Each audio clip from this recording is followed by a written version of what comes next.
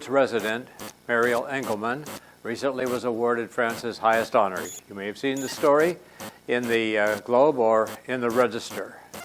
We had the opportunity to interview Ms. Engelman several months ago on this show, and we thought, now that you know the rest of the story, you'd like to see the story of her life. We're delighted to have as a studio guest Mariel Engelman, who is the author of this book. You're wearing an interesting hat. What's that about? I was an Army nurse during World War II. How did you get started at that? Well, I was in my second year of nurses training when Pearl Harbor occurred. And all of my classmates and I, or most of them, decided once we graduated that we would be serving in the armed forces. We knew that they would be needing nurses. Yes. And you ended up in Europe? In December of 1943, we set sail for England. So how long were you in England? You know, we were getting ready for D-Day. Mm-hmm. How long after D-Day that you moved over to France? Well, it was 6 weeks after D-Day. Did you arrive in France? Is that where you were? So then here we arrived in Normandy, and then they loaded us in trucks and took us to a cow pasture, and we lived in tents in a cow pasture for 7 weeks, waiting for the Germans to be cleaned out of Liège, Belgium. That we did. So what was next? So then here we arrived in Liège, on this Liège, Belgium. It took us a good 3 weeks because then we stopped off in Paris. Oh. And gone. There must have been quite a shortage of nurses in that part of the world. Well, I tell you, I think there were more shortages back in the States. Wow. I know we had 100 nurses, well, nurses and physiotherapists and Red Cross workers, because we were a general hospital, and that had 1,000 beds.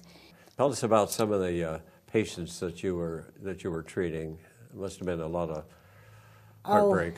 Then we saw real casualties of war because Aachen had been heavily bombed and booby-trapped. And it seemed to me at the time that most every patient we saw, I was a surgical nurse at that point, and most every patient we saw had at least one extremity amputated. So how do you deal with that? That kind of emotionally, I guess you get tough somehow. It's very difficult. You learn. You have to keep your mouth shut and keep a tight upper lip. I go into that in my book when I talk about the patients we had during the Battle of the Bulge. And when they came, it was the injuries were horrendous, and it was very difficult for the nurses, not to display any signs of emotion. You just affect an air of nonchalance, and you engage them in conversation, and you'd say, "Hi, soldier, what part of the States are you from?" And they love to answer that question. They all love to talk about their hometown, and would say, "Well, don't worry, we'll have you fixed up as good as new by the time you get back there." We told a lot of white lies, but we had to give them hope. Yeah. Well, without hope, they wouldn't have had any chance. Right. Yeah. You mentioned the Battle of the Bulge. Was that the worst? First, between the Battle of the Bulge and the buzz bombs, that was the worst part of the war. Now, the buzz bombs were basically missiles. The buzz bombs, each, you see, we were located in Liège. Liège was a large, beautiful city of 200,000 inhabitants with the Meuse River running through it. And it was known primarily as a coal mining area, a music and religious center, and especially as a supply depot. And it had rail lines. It went to all the different countries, Germany, Holland, Luxembourg, France. So that rail line was important strategically for carrying troops and supplies. To both the Germans and for everybody. And so it was this line that Hitler wanted to destroy when he began sending his buzz bombs into Liège. Yeah. And now these buzz bombs were also known as V1s. They each carried 2,000 pounds of explosives. And you couldn't see them coming at first. You could just hear them puttering along. And then as you looked, you'd see a moving black dot that gradually began to look like a flying cross. And in the nighttime sky, you could see tongues of flame issuing from the ends of this flying cross. And as the bomb grew closer and the noise of its motor grew louder, you'd start holding your breath as you mentally urged the motor of that bomb to keep running. Keep going. Because if the motor shut off before the bomb reached overhead, then it would plunge to earth with a horrible whining whistle, destroying everything in its path on the ground for hundreds of feet. Its concussion could be felt miles away. If the motor of the bomb was still running as it passed overhead, then you'd give a sigh of relief and you'd breathe again. But then they fooled us. They came out with another bomb. It passed overhead and we started breathing. But then the bomb made a U-turn and headed back in our direction. And then they sent bombs that came over from three different directions all at the same time. Wow. And the bombs came over every 12 to 15 minutes, 24 hours a day. Wow. And they came for the next 2.5 months. How could you sleep? You didn't. Well, you managed in between. You know, our hospital was hit 3 times by buzz bombs. Now, theoretically, by the rules of war, they're not supposed to of course not. bomb hospitals, et cetera. But they didn't always play by the rules. They sure didn't. Wow. And we worked, slept, ate, went to the latrine to the sound of buzz bombs, either flying over or about to drop. And if one was dropping, you never wanted to be caught in the latrine tent with 4 layers of pants around your ankles. And you wore combat pants, pant liners, long underwear, and panties. And you, before even going into that tent, you always scanned the sky for any incoming objects. Then you ran in, did what you had to do, and ran out, still pulling up your outer layer of pants. Too much information. It wasn't easy, believe me. No. Our patients were furious that American women were so far up front, and they were so worried about us. Anyhow, go ahead with your question. Well, what was the worst? Well, besides the buzz bombs, the worst was the Germans because, well, we also had weather problems besides the buzz bombs. And, you know, our hospital was going full blast 24 hours a day.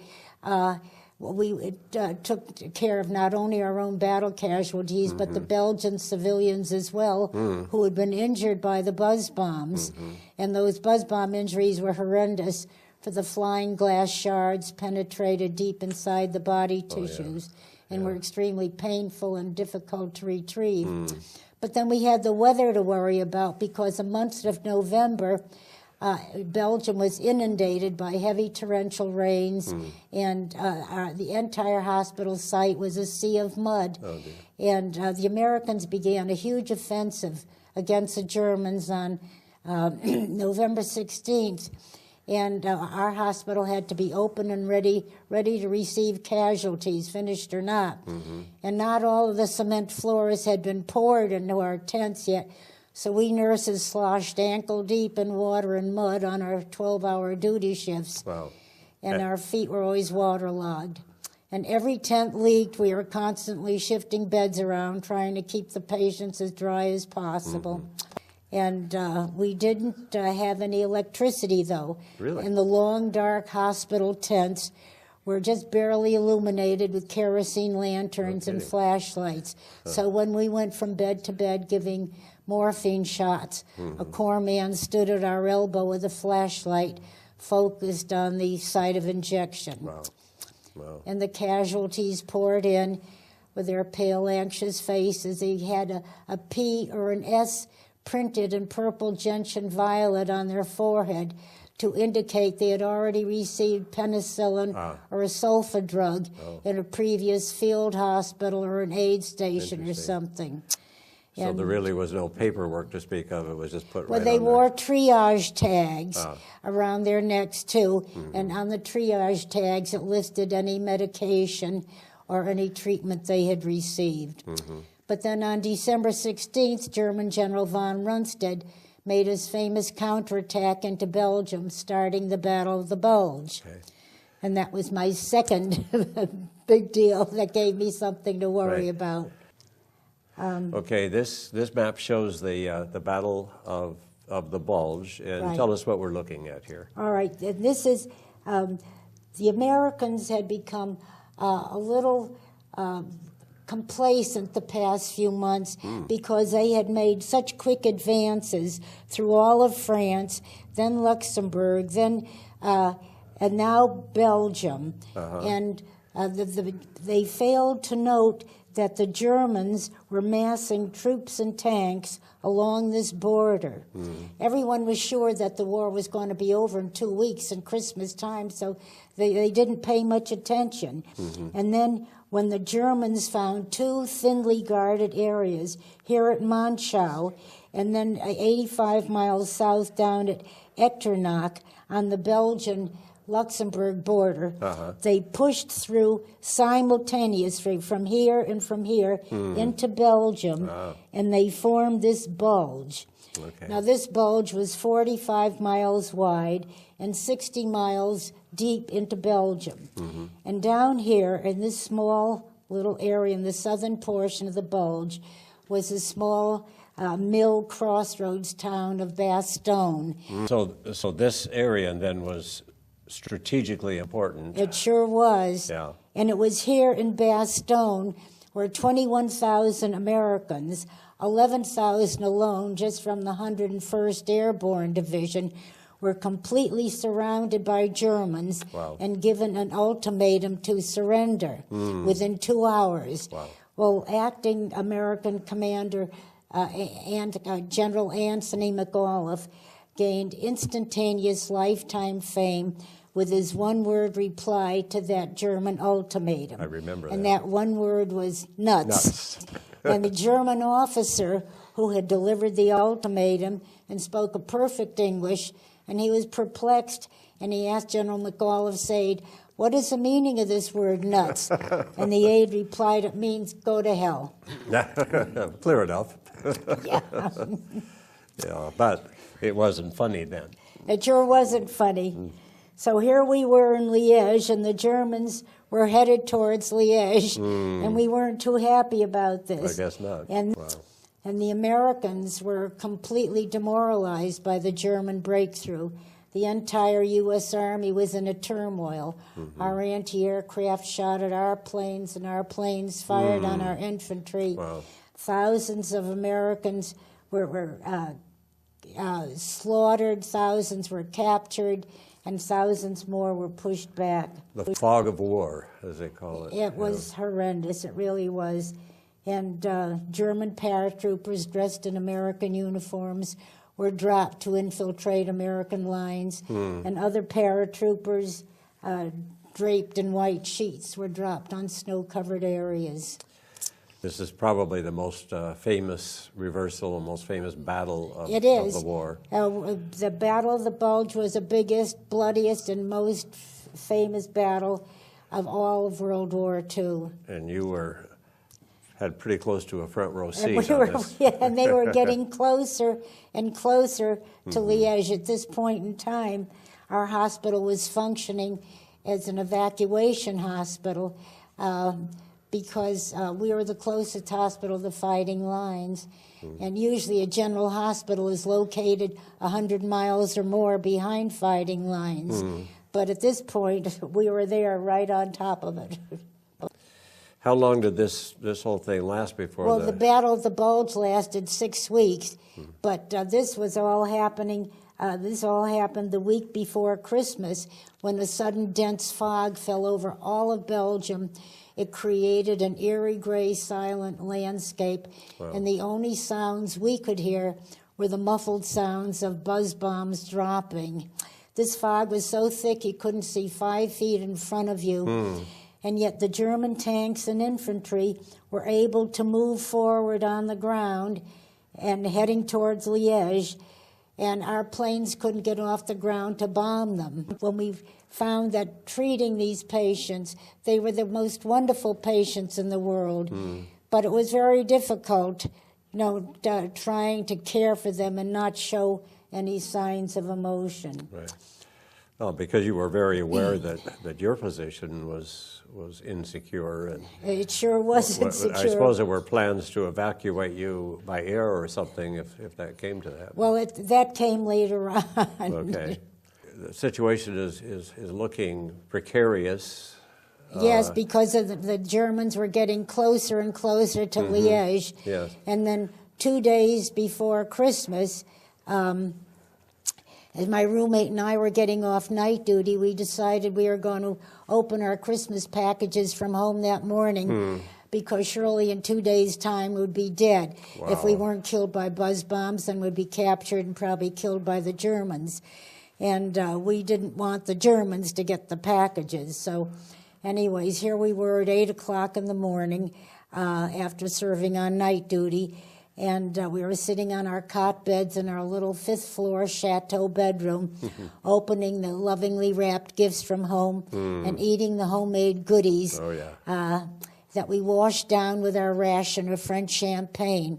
We each consumed a whole magnum of champagne that morning, and I must say we had the best sleep that day that we had had in weeks. Right. If the entire German army had marched through that bedroom, we would have been oblivious. But the next day, the Germans were 10 miles from Liège, and many of the American hospitals had already evacuated back to Luxembourg or France. And we were hoping for orders to evacuate also. We felt like sitting ducks. 10 miles. 10 miles, but we never got orders to evacuate. Instead, we nurses were ordered to pack our musette bags with the warmest clothing we had and any first aid supplies in the event we were captured by the Germans, and to be ready to move out with 10 minutes' notice. Wow. Well, typically female, the first item that went into those musette bags was the French perfume we had all purchased in Paris several months earlier. And this was followed by our cigarette ration, because a pack of American cigarettes could go a long way for bartering in war-torn Europe. Better than money. Oh, yeah, believe me. And we were scared. Oh, boy. I, in particular, because I had an H for Hebrew on my dog tags, and we were the very ones Hitler wanted to annihilate. No doubt. And of course, our patients were angry that American women, were so far up front. Okay, now we have a picture of you, and what is that you're holding in your right hand in this picture? This is a blackjack that a patient made for me. He was so concerned about my possible capture by the Germans. And this blackjack is a 10-inch length of hosing stuffed with lead sinkers, and it's suspended from my wrist by a leather thong. And his directions were, if a crowd comes near you, take this blackjack and slam it across his face and aim for the eyes. Wow. Then another patient Did that give you a lot of confidence that you'd actually be able to do that? Wow. Another patient gave me a spring blade knife, and that's outlined in this pocket. And his directions were, if a crowd approaches, plunge the knife blade into his belly, turn it, and run like hell. Anyways. So you were really scared and had every reason to be. Of course. And the soldiers around you were concerned for your well-being. They were so wonderful. They worried so about us. We were their wives, their mothers, their daughters. They were more concerned about our welfare and so angry. And the enemy is 10 miles away from your 10 hospital. miles That's away. what, 2 hours maybe or something, 2 or 3 hours. But you're here, so obviously you escaped. Here. How did you get out of there? And that night, by the time nighttime fell, the fog had completely dissipated. Here I'd been over Belgium for over a week, and here it completely dissipated and a full moon arose. And this moon was so full and so bright, it lit up our hospital area with an almost daytime light. Wow. And I was on night duty in my surgical shock tent when sometime before 8 o'clock I heard the sound of a plane overhead, a sound we hadn't heard in the past week due to the fog that had grounded all planes. Did you know And if this I was knew a... from the sound of the motor it wasn't one of ours. Oh, We it had was learned not. early on to distinguish the difference between German planes and our planes and the RAF. Anyways, I stepped outside the tent to take a look, and it was the most beautiful sight of what seemed to be hundreds of red flares dropping through the nighttime sky. Wow. And I stood there momentarily mesmerized by this beautiful display. And then the plane that had dropped these flares began flying lower, back and forth across our hospital tents and nearby enlisted men's tents, dropping anti-personnel bombs Oh, and my strafing the tent. As this plane continued flying back and forth across the tents, dropping his bombs and strafing the tents, the anti-aircraft battery behind our hospital opened up and began shooting at the plane, but they kept missing it, and instead we had flak coming through the tent. Eventually the plane exhausted all his explosives and flew off. Wow. And many patients and hospital personnel were wounded or killed that night. 47 of our enlisted men were injured, some very seriously, and 2 were killed outright. It was a night of horror no one will ever forget. And before going off duty the next morning, I stepped into a nearby tent that held soldiers too severely wounded to be moved. I had been visiting this tent each morning and night, coming on and off night duty, as there was a young soldier there from my hometown. Okay. And though we hadn't known each other before, just the fact that he was from my hometown, Meriden, Connecticut, Meriden? Oh. so many thousands of miles away, and he had gone to my high school, and we could talk about all the physical attributes of our town. It brought us so close, it brought home close. And we talked about West Peak Mountain and Hubbard Park Lake and the crazy traffic tower at the corner of Colony and Main. And it was wonderful. We just felt so close to home. And then when they found out that his mother was a customer in my mother's dress shop, Really? that made us almost like kissing cousins. Right. We didn't discuss the fact that he was missing an arm, a leg, and an eye. Oh, my. As I entered his tent that morning, I saw with shock and horror and anger that his bed and several others in line with his were empty. Going off night duty with a couple of other nurses, we straggled down the path to the nurses' quarters, too empty and spent to even talk. Yeah. A nurse coming on day duty greeted us midway in the path with a muted Merry Christmas. Merry Christmas. It sounded absolutely ludicrous. We didn't even know what day it was. It seemed to hit our funny bones all at the same time, for the 3 of us stood there in the path, bent over with hysterical laughter. And it was a good catharsis for our very somber moods. And Christmas Day had dawned bright and clear. The sun was out for the first time in over a week. And, of course, the buzz bombs were out as usual, as they had been during the fog-bound week. But our planes were out for the first time in over a week. And so were the German planes. And we watched as they engaged in dogfights near our hospital area as spent machine gun bullets fell around us. And we saw flaming planes spiraling to the ground as we silently prayed that they were German planes and not ours. And we saw 7 German planes fly off into the distance. Our anti-aircraft hit more of our planes than theirs. Oh, dear. And Christmas chapel tents were busy that morning. Everybody wanted to come and pray, but I said they spent more time ducking from the buzz bombs or from the German planes flying over than they did in praying. And Christmas week was a nightmare, with German planes coming over every night. We called them Bed Check Charlie, to drop their paratroopers dressed in American uniforms. These paratroopers spoke a perfect English with no trace of German accent. Really? And they had been thoroughly briefed on American slang.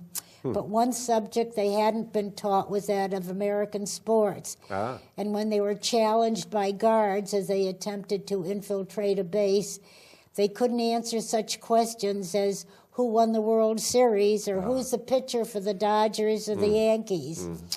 And another question that got them was if you asked them what shoe size they wore. If they said size 44, you knew you had them.